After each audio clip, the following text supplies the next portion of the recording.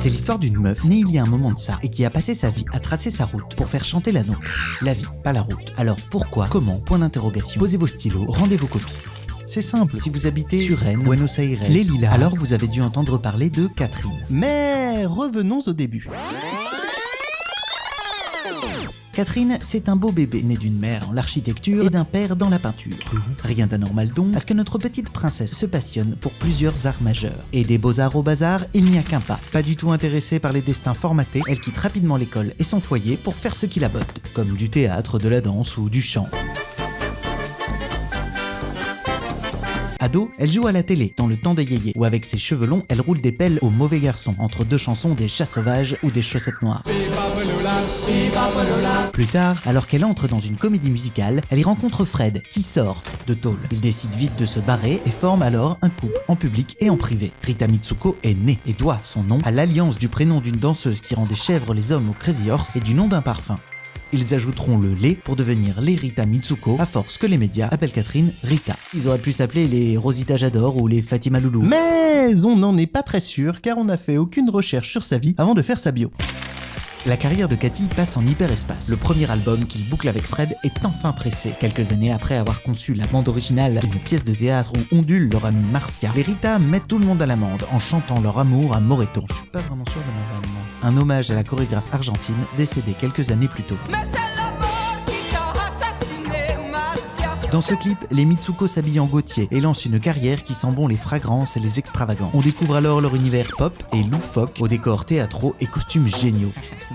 Le groupe, au succès populaire et à l'esprit rock'n'roll, est pourtant loin de n'être que pop-rock, tellement son univers synth pop funk rumba jazz est riche. Un jour, on lui ressort ses casseroles ou plutôt ses cassettes à la télé, Catherine se frite avec Gainsbourg sous les ricanements gênés d'un Michel immortel. Non, l'autre. Désolé. Elle ne se démonte pas et rappelle à ce cher Serge qu'il vaut mieux balayer la paille devant sa porte que retirer la poutre... Enfin voilà quoi. Vous êtes une salope et vous êtes une putain. Arrêtez de me faire la morale alors que vous êtes le dégueulasse type. Et les voici inondant la galaxie FM et TV de gimmicks endiablés, récoltant ici et là les victoires qu'ils ont semées. Dis-moi oui, Andy. Les histoires d'amour finissent mal. En parallèle, Catherine ne s'interdit pas de faire un peu de blé avec l'avoine. Gros succès, repris 30 ans plus tard par Philippe et Clara, mais à l'envers. Quand tu marches vers moi. Côté duo, Lay et Solo font ensuite des étincelles avec les Sparks, un groupe à l'influence capitale sur des artistes comme New Order, Dépêche Mode ou les Smiths. En parodiant un air populaire des années d'après-guerre, les Rita font danser la France sur l'histoire d'un train dont peu prête attention à son ultime destination. On les croise un peu plus tard au Maroc, où peut-être réconciliés avec l'homme à la tête de chou, ils reprennent l'hôtel particulier d'un Gainsbourg récemment décédé. Enfin là-bas, ils font surtout un titre avec Iggy Pop.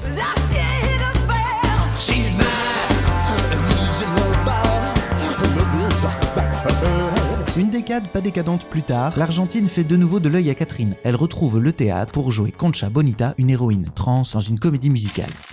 C'est alors que Fred décède, terrassé en quelques mois par un terrible cancer. Mais elle n'a pas dit son dernier mot, et bientôt, ce sont ses chansons à elle qu'elle va enregistrer. Quand une partie de Gotham Project l'invite à chanter un peu sur leur nouveau projet, la voix de Catherine fait mouche dans cette nouvelle aventure latine baptisée Pladia Francia.